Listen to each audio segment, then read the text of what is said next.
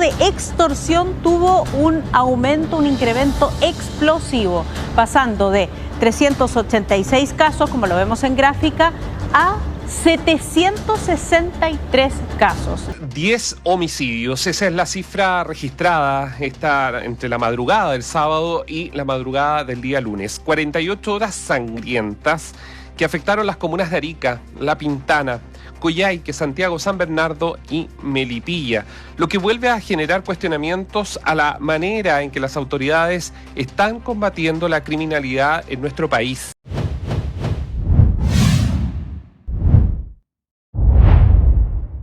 Un fracaso total. Eso es lo que ha significado el mal llamado Plan de Calles sin Violencia del gobierno de Gabriel Boric, que hace algún tiempo, y en ese momento bajo la administración de Carolina Toá, ex ministra del Interior y actual candidata presidencial como sucesora de Boric, que se había impulsado con la idea de disminuir, de eliminar la delincuencia que está imperante y sigue creciendo en nuestro país, y de esa manera calmar la situación bastante errática e inestable que se ha dado en temas delictuales a nivel nacional, por una serie de factores, tanto en materia migratoria, de grupos que han llegado afuera particularmente asociados al narcotráfico, como también el desprestigio que se ha hecho a las estructuras más de orden a nivel nacional y también la pérdida de influencia territorial que han tenido fuerzas como Carabineros en ciertas zonas que se han tomado más bien por delincuentes. Y eso ha llegado evidentemente a un aumento bastante justificado del temor poblacional sobre estas materias.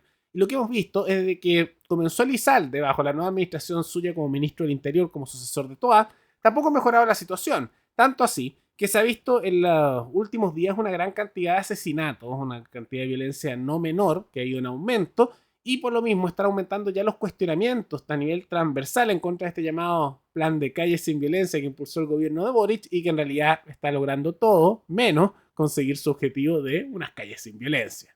10 homicidios, esa es la cifra registrada entre la madrugada del sábado y la madrugada del día lunes. 48 horas sangrientas que afectaron las comunas de Arica, La Pintana, Coyhaique, Santiago, San Bernardo y Melipilla, lo que vuelve a generar cuestionamientos a la manera en que las autoridades están combatiendo la criminalidad en nuestro país. El detalle es el siguiente: 3 de las muertes se registraron en Arica, 2 en el Cerro Chuño, lugar donde operaban, recuerden ustedes, los gallegos, y el otro en la población Juan Noé. El otro asesinato fue en La Pintana, donde una disputa vecinal por un estacionamiento, terminó con la vida de una persona. La otra en Coyhaique, donde un adulto mayor mató a otro por estar sacando leña desde su predio. 3 en la comuna de Santiago, 2 de los cuales fallecieron cerca del Club Hípico y otro en el barrio Brasil. Una en San Bernardo, donde en calle 5 Pinos, con Alfredo Benavides, un hombre fue acribillado por 5 disparos. Y la última en Melipilla, cuando un adolescente de 17 años fue baleado en la población Teniente Merino de la misma ciudad. Si bien el origen de los hechos son diversos y se encuentran siendo investigados a cabalidad, el trabajo de las policías y el Ministerio Público apunta en su mayoría a un factor común: el crimen organizado, que a pesar de los esfuerzos realizados sigue operando en el territorio nacional, con fuerza, lo que pasó en Arica y, por cierto, también en la comuna de Santiago y San Bernardo. Pero esta situación se escapó de las manos, es una de las interrogantes. ¿Está siendo realmente efectivo el Plan Calle sin Violencia? ¿Sería prudente replantearse este programa? Para el exfiscal regional de Tarapacá, Raúl Arancibia, la respuesta es clara. Se hicieron varias advertencias de que este tipo de situaciones se registraría tarde o temprano. No obstante, dice el ex persecutor, acusan las recomendaciones fueron ignoradas por los organismos correspondientes, lo que tiene como resultado el escenario que atraviesa nuestro país. Y una situación bien trágica y que los más afectados son los ciudadanos comunes y corrientes, no los políticos, no la gente justamente en los cargos de poder, porque ellos no se dan ni cuenta. Hay una distorsión con respecto a la realidad que tienen ellos impresionante. Y es porque ellos igual tienen guardias carabineros que de manera particular los están ahí cuidando siempre por sus cargos estatales, tienen su sueldo bien millonario y en lugares más apartados. Entonces no les afecta demasiado. Y llega a tal punto la distorsión que este gobierno ha tratado de decir que han mejorado las cosas, que las calmaron, que ahora todo está mejor. Y en realidad no es así. Se ha visto cómo está esto empeorando sustancialmente. Y eso se nota incluso con los últimos datos que el mismo Estado, que están administrando ellos en este momento, está dando sobre una serie de delitos, siendo uno de los que más se ha destacado de manera negativa a nivel nacional el caso de los delitos de extorsión, que a los mano también de otro tipo de delitos de nivel más alto que han ido en aumento a nivel nacional. Lo que se ha visto es que estos delitos de extorsión se han disparado en nuestro país, particularmente desde el año 2022. Todo esto bajo la administración, adivinen, del gobierno actual de Gabriel Boric. Y dentro de eso, lo que se ha ido confirmando es un aumento sustancial que se ha dado en los últimos años y que ha ido empeorando, que podemos darle una correlación directa con la administración actual, porque esto fue todo consecuencia en los años que ellos han estado bajo administración. Es algo que de todas maneras igual ha ido aumentando, especialmente desde el 2019, ahí se dio el gran salto, pero el 2022 se da un salto aún mayor, más que se ha duplicado.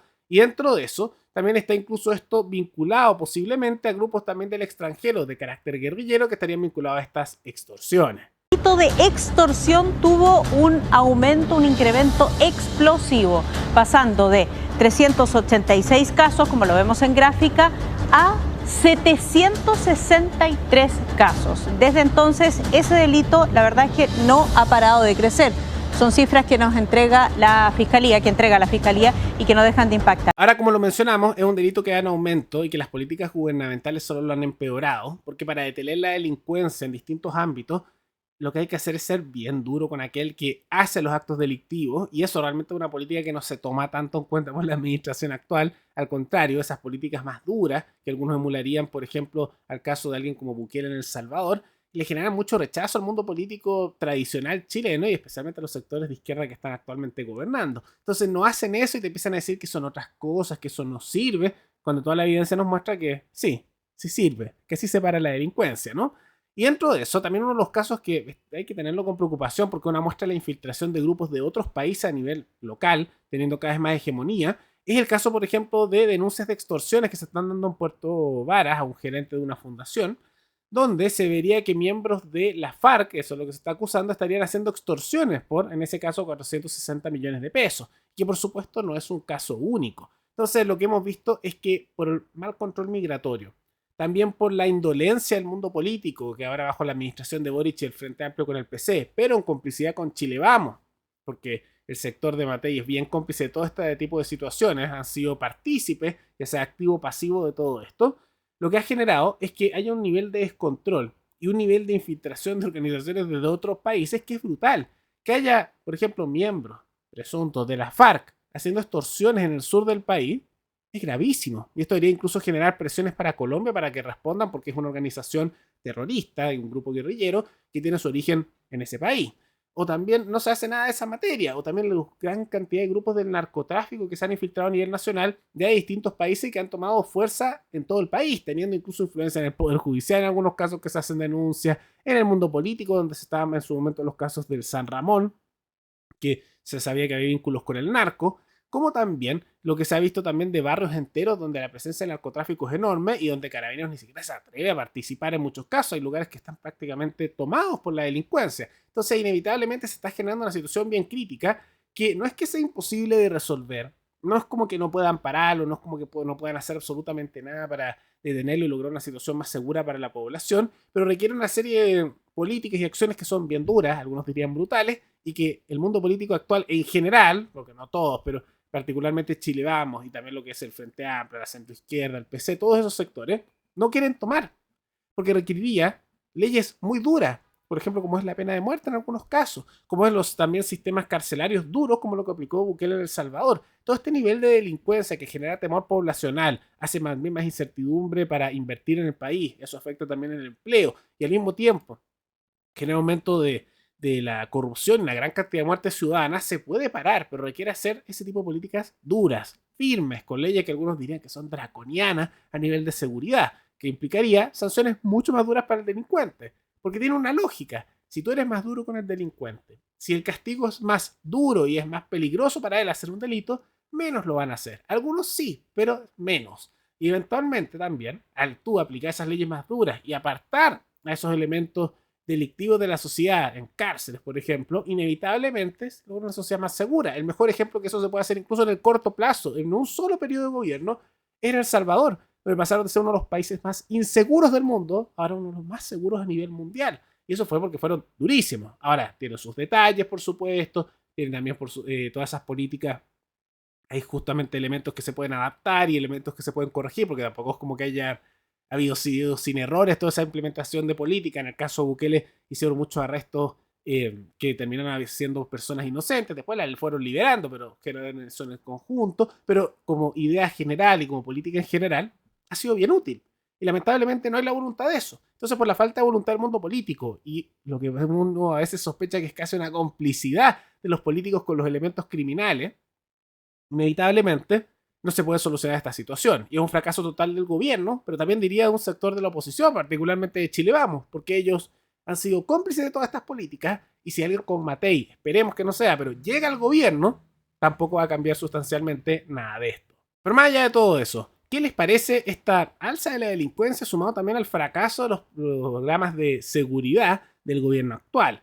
¿Creen que justamente es algo más allá del control de los políticos actuales? ¿Tienen responsabilidad solo el gobierno y Boric? ¿O también algunos sectores de la oposición como son los de Chile Vamos, que a veces parecen más oficialismo que oposición y que son más bien cómplices en todas estas normativas que se han hecho o no se han hecho para parar la delincuencia? Todo eso pueden comentarlo abajo. Y antes de terminar, quisiera agradecerle a los suscriptores Francisco Gres y Fred Jansu, que se convirtieron en los suscriptores más recientes, es decir, hacer un aporte mensual al canal a través de la comunidad de YouTube. Así que muchas gracias, se los agradezco mucho. Gracias a aportes como el suyo y el de otros suscriptores, que este proyecto siga adelante y se mantiene independiente.